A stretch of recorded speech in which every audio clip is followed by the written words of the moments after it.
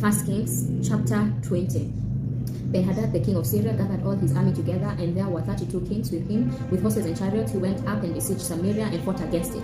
He sent messengers into the city of Ahab, king of Israel, and said to him, Ben-Hadad says, your silver and your gold are mine, your wives also and your children, even the best are mine. The king of Israel answered, it is according to your saying, my lord, O king, I am yours and all that I have. The messengers came again and said, Ben-Hadad says, I sent indeed to you, saying, you shall deliver me your silver, your gold, and your wives and your children, but I will send my servants to you tomorrow about this time, and they will search your house and the houses of your servants. Whatever is pleasant in your eyes, they will put it in their hand and take it away. Then the king of Israel called all the elders of the land and said, please notice how this man seeks mischief, for he sent to me for my wives and for my children and for my silver and for my gold, and I didn't deny him. All the elders and all the people said to him, don't listen and don't consent. Therefore he said to the messengers of Ben-Hadad, tell my lord the king all that you sent for to your servant as the first I will do, but this thing I cannot do. The messengers departed and brought him back the message. Ben-Hadad sent to him and said, the gods do so to me, and more also, if the dust of Samaria will be enough for handfuls for all the people who follow me. The king of Israel answered, tell him, don't let him who put on his armor brag like he who takes it off. When Ben-Hadad heard this message, as he was drinking, he and the kings in the pavilions, he said to his servants, prepare to attack. So they prepared to attack the city. Behold, a prophet came near to Ahab, king of Israel, and said, Yahweh says, have you seen all this great multitude? Behold, I will deliver it into your hand today. Then you will know that I am Yahweh. Ahab said, by whom? He said, Yahweh says, by the young men of the princes of the provinces. Then he said, who shall begin the battle? He answered, you. Then he mustered the young men of the princes of the provinces, and they were 232. After them he mustered all the people, even all the children of Israel, being 7,000. They went out at noon, but Ben-Hadad was drinking himself drunk in the pavilions, he and the kings, the 32 kings who helped him. The young men of the princes of the provinces went out first, and Ben-Hadad sent out, and they told him, saying, men are coming out from Samaria. He said, if they have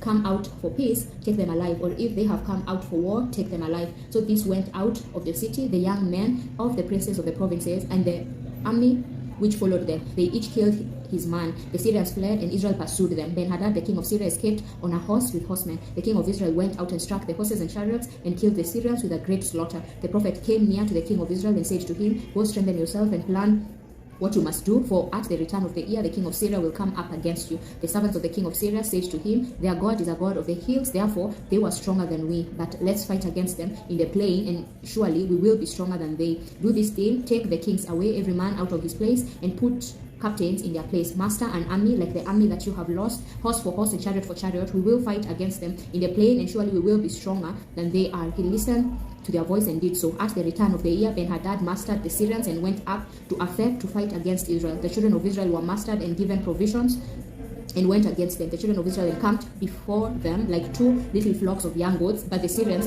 filled the country. A man of God came near and spoke to the king of Israel and said, Yahweh says, because the Syrians have said, Yahweh is a God of the hills, but he is not a God of the valleys, therefore I will deliver all this great multitude into your hand, and you shall know that I am Yahweh. They encamped opposite each other for 7 days. Then on the 7th day, the battle was joined, and the children of Israel killed 100,000 footmen of the Syrians in 1 day. But the rest fled to Aphek into the city, and the wall fell on 27,000 men who were left. Ben-Hadad fled and came into the city, into an inner room. His servants said to him, see now, we have heard that the kings of the house of Israel are merciful kings. Please let us put sackcloths on our bodies and robes on our heads and go out to the king of Israel. Maybe he will save your life.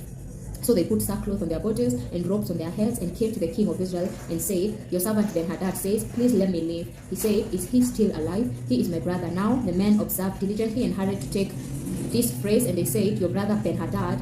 Then he said, go break him. Then Ben-Hadad came out to him, and he caused him to come up into the chariot. Ben-Hadad said to him, the cities which my father took from your father I will restore. You shall make streets for yourself in Damascus, as my father made in Samaria. I, said Ahab, will let you go with this covenant. So he made a covenant with him and let him go. A certain man of the sons of the prophet said to his fellow, by Yahweh's word, please strike me. The man refused to strike him. Then he said to him, because you have not obeyed Yahweh's voice, behold, as soon as you have departed from me, a lion will kill you. As soon as he had departed from him, a lion found him and killed him. Then he found another man and said, please strike me.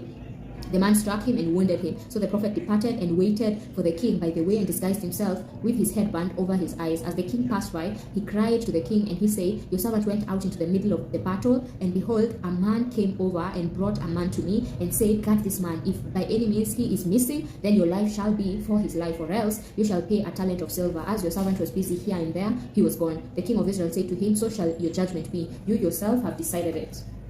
He hurried and took the headband away from his eyes, and the king of Israel recognized that he was one of the prophets. He said to him, Yahweh says, Because you have let go out of your hand the man whom I had devoted to destruction, therefore your life will take the place of his life, and your people will take the place of his people. The king of Israel went to the house of sullen and angry, and came to Samaria. Amen.